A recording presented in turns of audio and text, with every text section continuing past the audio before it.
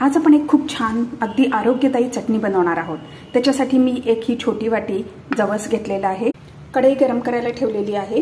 त्याच्यामध्ये आता हे मंद विस्तवावरती आपण 2 ते 3 मिनिटं भाजून घेऊया। मधून मधून हे हलवत राहा, नाहीतर हे जळण्याचा संभव आहे।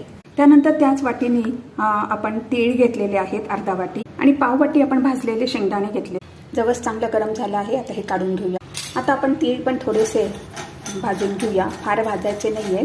कलर आपला त्याचा चेंज झाला की आपण काढून घ्यायचे आहेत। आपले तीळ पण भाजून झालेले आहेत, काढून घेऊया। आता हे थंड होऊ दे। मिक्सर जारमध्ये जवस घेतलेला आहे, 6-7 लसूण पाकळ्या चिरून घातल्या आहेत, थोडे शेंगदाणे घेतले, 1 टीस्पून जिरे घातले, चवीप्रमाणे थोडं मीठ घातलंय। आता हे ब्लेंड करूया। थोडंसं ब्लेंड केलेलं आहे। आता ह्याच्यामध्ये लाल मिरची पावडर घालूया। 1 टीस्पून लाल मिरची पावडर घातली आहे, अर्धा टीस्पून कश्मीरी पावडर घातली। परत एकदा ब्लेंड करू। चटणी झाली, आपली चटणी तयार आहे। तेल किंवा तूप घालून सर्व करू शकतो।